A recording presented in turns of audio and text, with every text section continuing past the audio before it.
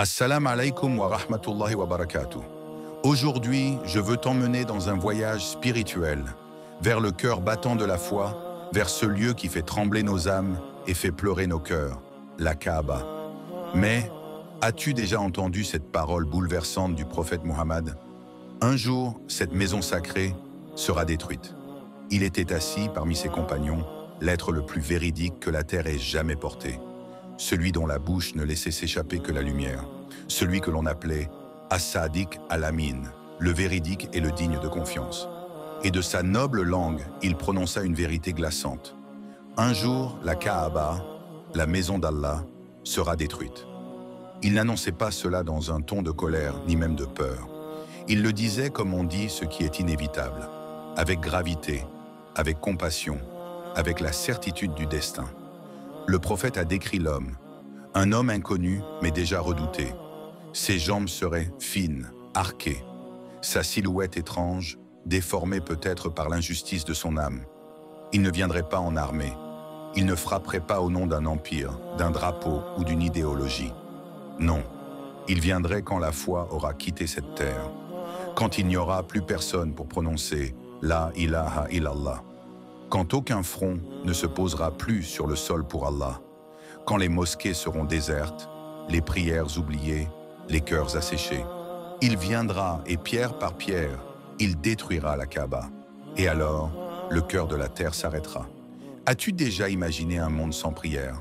Un monde où la Qibla ne guide plus aucun corps? Un monde où le silence des cœurs aura remplacé le dhikr d'Allah? Ce n'est pas un conte, ce n'est pas une image symbolique. C'est une prophétie, authentique, véritable, incontournable. Et si le prophète l'a dit, alors cela arrivera. La Kaaba, cette structure de pierre noire que des millions d'âmes ont regardée avec des larmes. La Kaaba, vers qui les poitrines se sont tournées depuis plus de 14 siècles.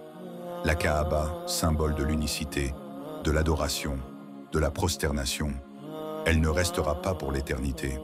Elle aussi disparaîtra, comme les cœurs qui l'honoraient. Mais pourquoi cette image nous secoue-t-elle autant?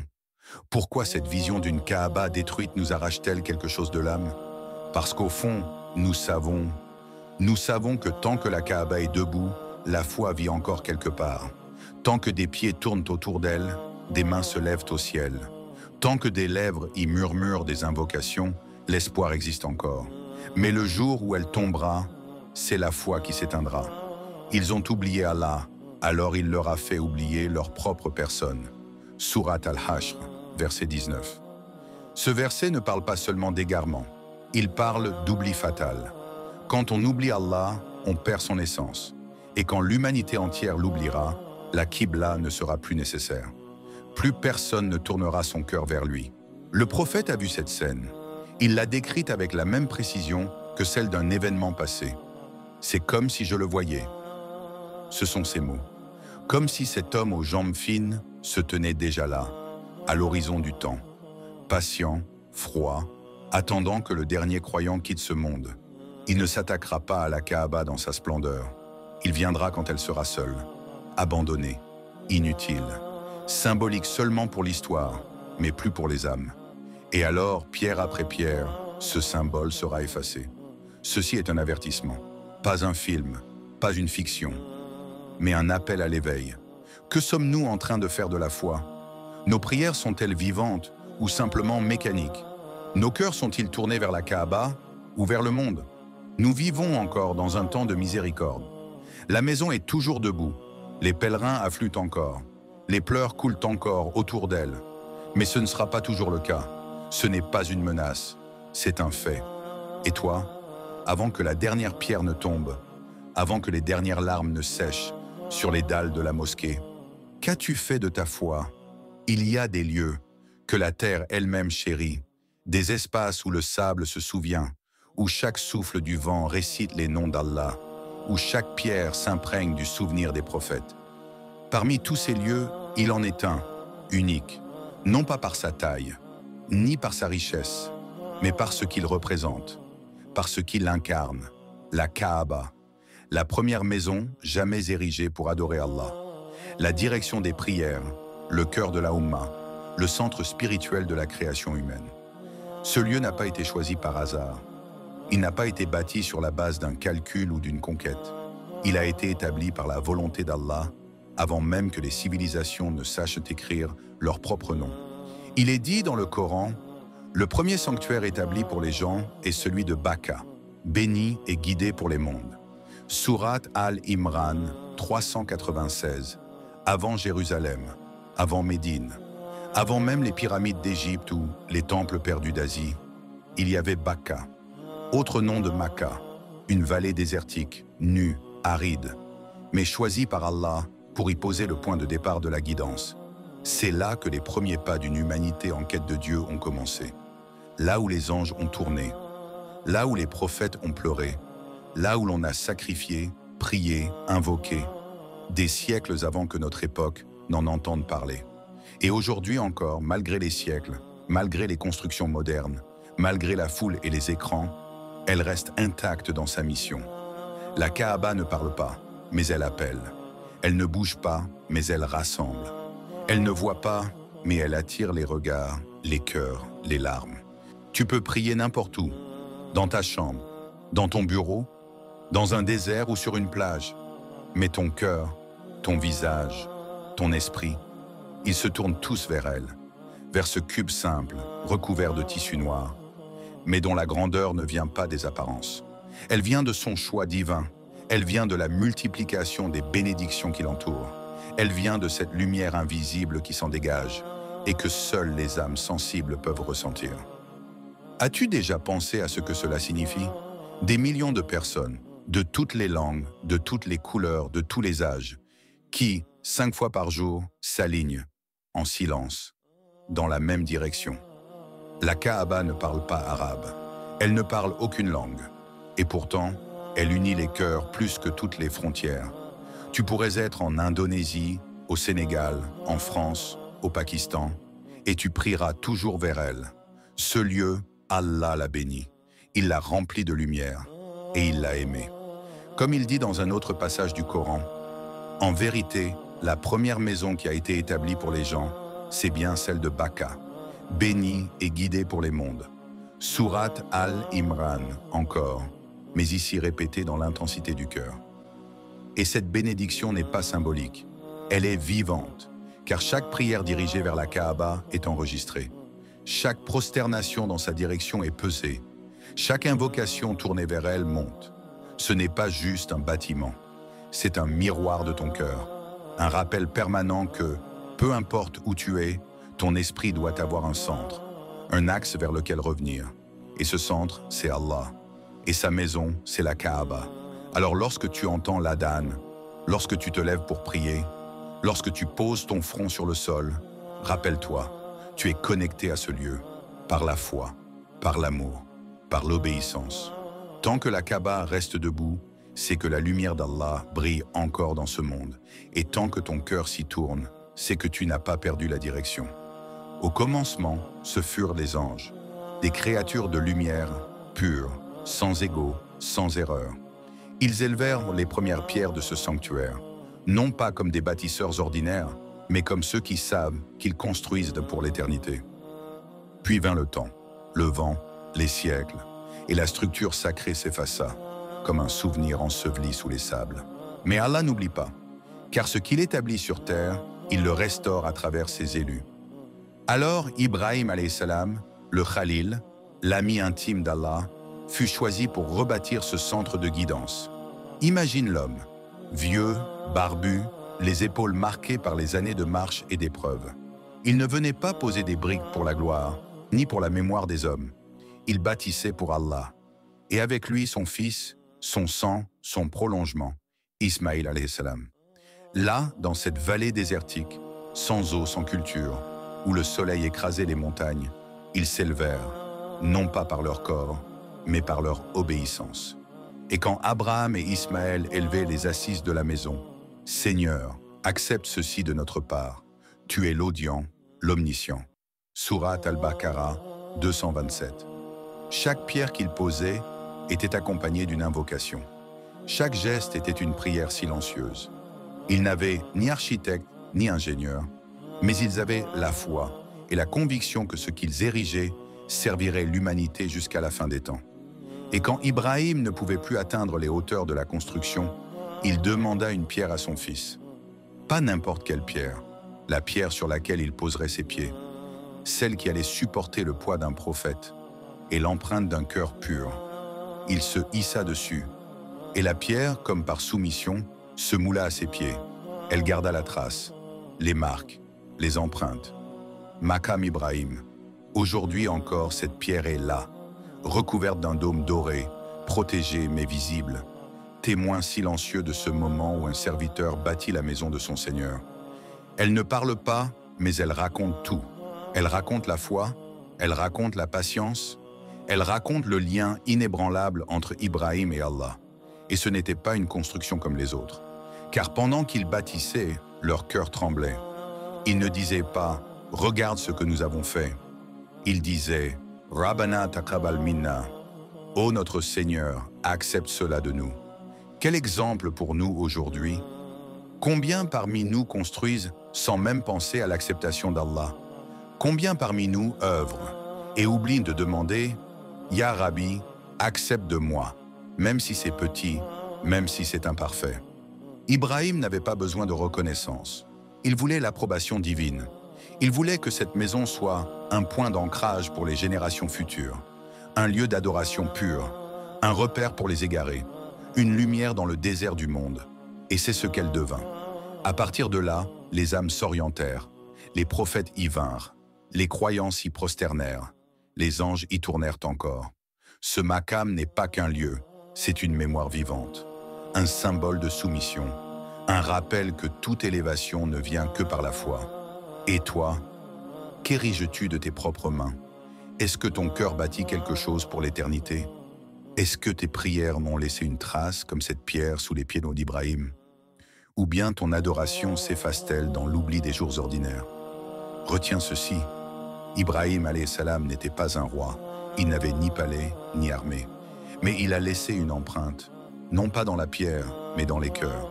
Et cette empreinte vit encore chaque fois qu'un croyant pose ses yeux sur la Kaaba.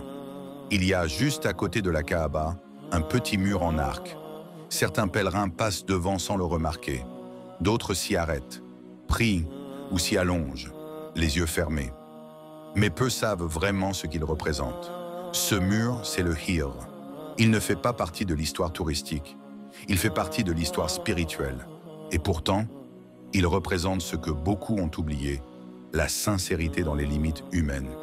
Revenons en arrière. À l'époque de la reconstruction de la Kaaba, avant l'avènement de l'islam, les Quraysh se sont retrouvés face à une décision. Bâtir une maison pour Allah. Mais avec quels moyens? Ils avaient de l'or volé, des biens injustement pris, des fortunes trempées dans l'illégalité. Mais ils ont dit non, pas pour la maison de Dieu. Ils n'utiliseraient que de l'argent pur, des biens licites, des ressources propres.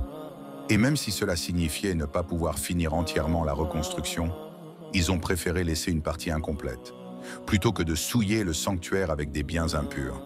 Et cette partie laissée, c'est le Hijr. La zone semi-circulaire attenante à la Kaaba, comme une étreinte inachevée. Mais voici le secret. Ce Hijr fait partie de la Kaaba. C'est-à-dire que si tu pries à l'intérieur de cet espace, tu es en réalité à l'intérieur même de la maison d'Allah. Peu de gens le savent. Et pourtant, c'est là un des plus beaux enseignements laissés par cette époque. Il vaut mieux faire moins avec sincérité que plus avec ce qui est corrompu. Cela résonne si profondément avec nos vies. Car combien de fois avons-nous reculé devant une action pieuse parce que nos moyens nous semblaient limités? Combien de fois avons-nous différé une bonne œuvre parce que nous pensions qu'elle n'était pas assez bien? Combien parmi nous préfèrent attendre le bon moment au lieu de faire avec ce qu'Allah nous a déjà donné? Le Hijr nous enseigne que la sincérité vaut plus que la perfection, que la propreté de l'intention vaut plus que l'apparence de la réussite, et que l'œuvre incomplète mais pure vaut mieux qu'un édifice complet fondé sur l'orgueil ou l'illicite. Comme le dit le Coran avec une justesse éternelle, Allah n'accepte que de la part des pieux. Sourate Al-Maïda 5.27. Ce n'est pas la grandeur de l'acte qui compte, c'est la vérité dans le cœur qui le porte.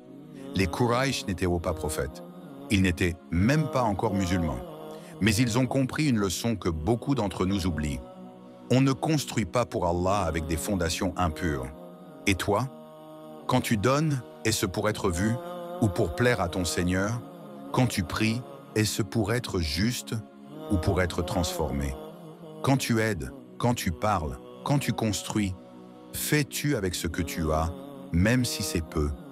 Ou attends-tu d'avoir plus pour risquer d'oublier l'essentiel? Le Hijr te parle. Il est là, à l'ombre de la Kaaba. Petit, discret, mais chargé de vérité. Il est la preuve vivante que même dans l'imperfection matérielle, on peut atteindre la complétude spirituelle. Tu peux prier à l'intérieur du Hijr, t'y prosterner, t'y allonger et être dans la maison d'Allah, même si tu n'as pas franchi sa porte. N'est-ce pas là un signe immense de la miséricorde divine? Même ceux qui n'entrent pas entièrement, Allah les fait entrer symboliquement, du moment qu'ils sont sincères. Alors ne méprise jamais ton effort. Ne reporte jamais le bien à demain sous prétexte qu'il est petit. N'attends pas d'avoir les moyens parfaits pour commencer à œuvrer. Commence avec le cœur, commence avec la foi, et Allah complétera pour toi. Elle était blanche, blanche comme la lumière du matin, blanche comme la neige qui tombe sur les sommets, blanche comme un cœur qui vient de naître. La pierre noire, ce joyau tombé du paradis, n'était pas toujours sombre. Elle n'a pas toujours porté ce voile d'encre. Elle fut jadis un miroir céleste, descendu sur terre, comme un fragment tangible de la lumière divine. Mais les siècles ont passé, et les mains humaines l'ont approchée, et avec elle, les fautes, les désirs, les oublis, les trahisons. Petit à petit, la blancheur a laissé place au gris, puis au brun, et enfin, au noir, noirci par les péchés des enfants d'Adam, par nos péchés. Ce n'est pas une légende, c'est une réalité spirituelle, une vérité cachée dans la pierre. Et dans ce destin, il y a un reflet.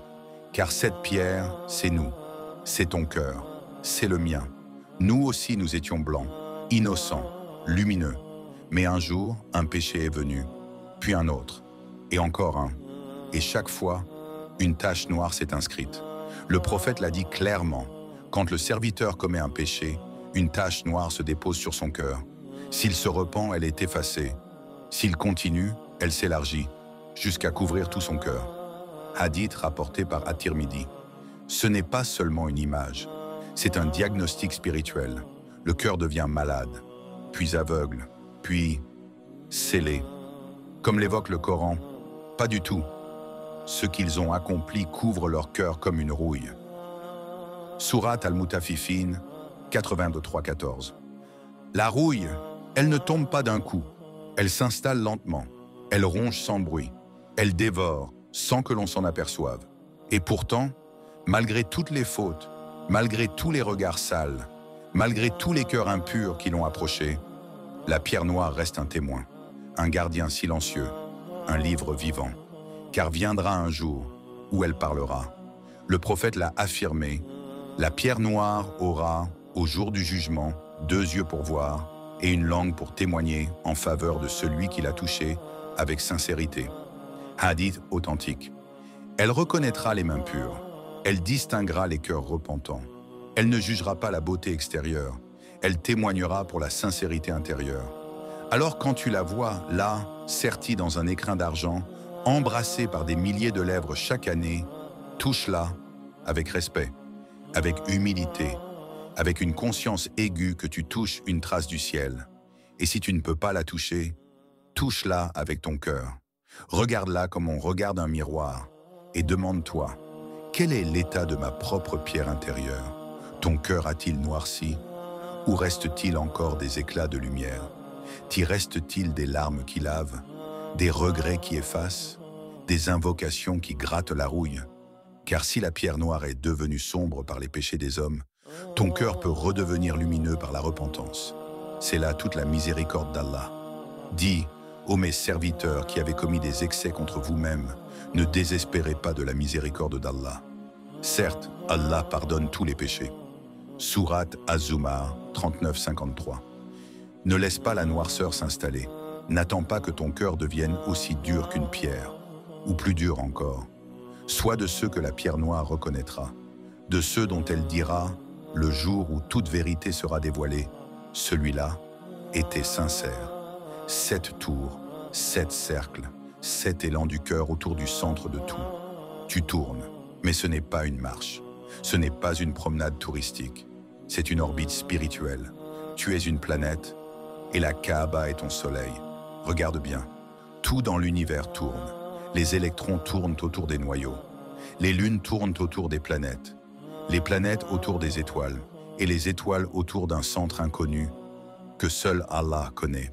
Et toi, homme de chair et de poussière, tu tournes autour de la Kaaba comme les anges tournent autour du trône d'Allah.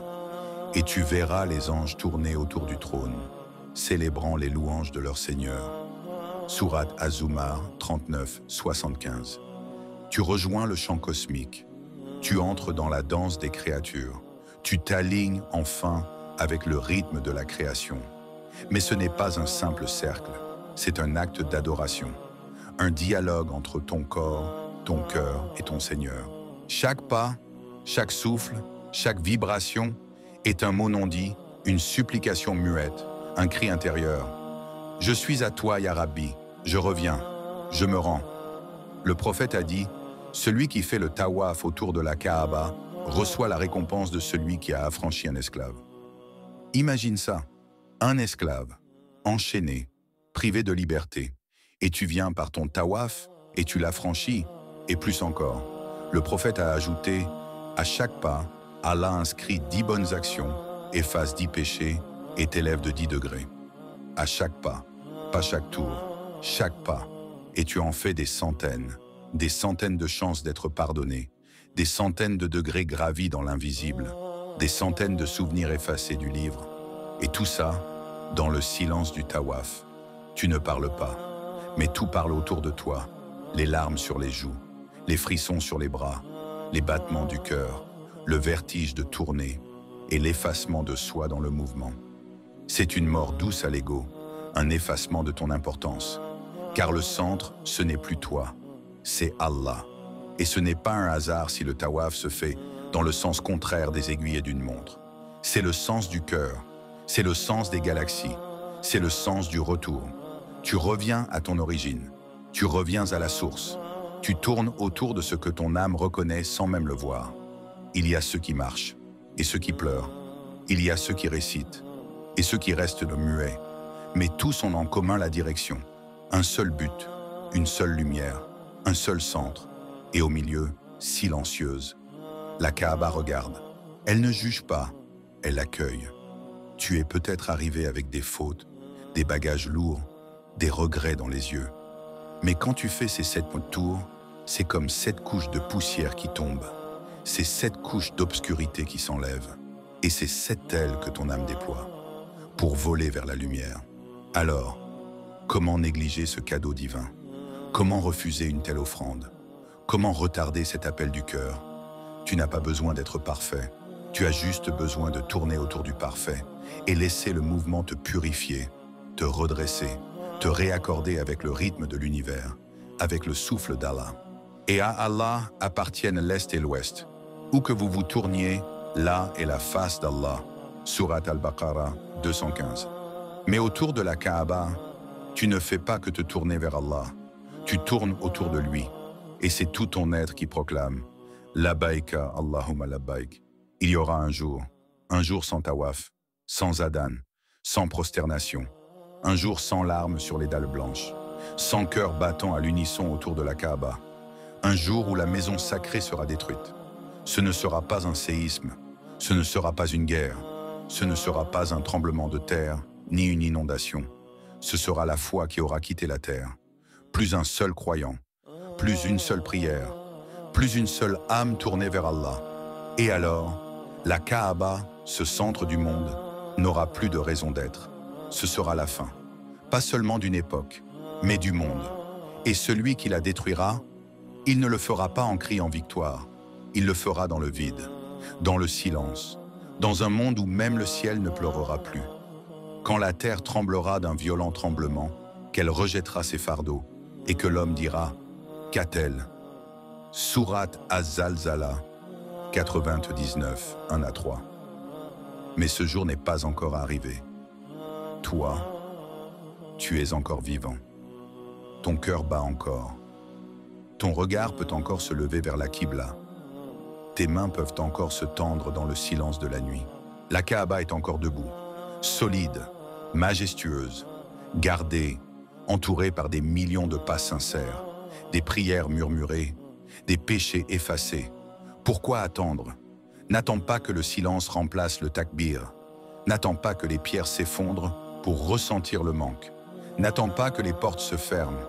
Cours vers elles, cours vers Allah. Pas forcément avec tes pieds, mais avec ton cœur. Tu ne peux pas voyager. Fais que chaque prière chez toi soit une rotation intérieure autour de lui. Tu ne peux pas l'atteindre physiquement. Fais que ton cœur en soit un reflet, un petit cube noir, rempli de lumière. Ne laisse pas cette maison être seulement un symbole. Fais-en ta direction, ton repère, ton objectif, ton rappel. La Kaaba, ce n'est pas que la Mecque. C'est aussi l'axe autour duquel tu dois organiser ta vie. Autour d'elle, tout trouve sa place. Sans elle, tout se disperse. Et même si un jour elle disparaît, même si ses murs s'effondrent, même si elle est rayée de la surface de la terre, son message survivra dans ceux qui auront vécu pour elle. Pas dans la pierre, mais dans les cœurs sincères. Les cœurs qui auront compris que tout doit tourner autour d'Allah. Alors, aujourd'hui, maintenant, ne néglige plus la prière, ne retarde plus le repentir, ne repousse plus l'appel de ton âme. Ce monde passe, les murs tombent, les signes s'éteignent, mais tant que la lumière de la foi vit en toi, tout peut encore être reconstruit. Ô vous qui avez cru, répondez à Allah et aux messagers lorsqu'ils vous appellent à ce qui vous donne la vie. Sourate Al-Anfal, 8-24. Tu es encore appelé, tu es encore en vie, tu es encore libre de choisir. Ne sois pas de ceux qui attendront de voir la Kaaba tomber pour regretter de ne jamais l'avoir aimée vraiment. Ô Allah, toi qui tournes les cœurs et élèves les âmes, accorde-nous un cœur pur, un cœur qui t'aime sans détour, un cœur qui t'appartient plus qu'à ce monde, un cœur qui pleure pour toi, même en silence. Fais de nous des cœurs qui vivent pour ton souvenir et qui s'éteignent sur un dernier mot. La ilaha illa anta. Permets-nous, Ya Rab, de faire le tawaf autour de ta maison avant notre dernier souffle, de poser notre front dans la paix de ton amour et de te rencontrer en état de foi, en état d'humilité, en état de lumière. Ne détourne jamais ton regard de nous et ne fais jamais de nous ceux dont le cœur s'est détourné de toi. Si un jour la Kaaba doit disparaître, fais que nous soyons partis avant que ton nom soit oublié. Fais que nous soyons de ceux qui auront vécu dans la direction de ton visage et non dans l'oubli de toi. Amin. Wassalam alaykum wa rahmatullahi wa barakatuh.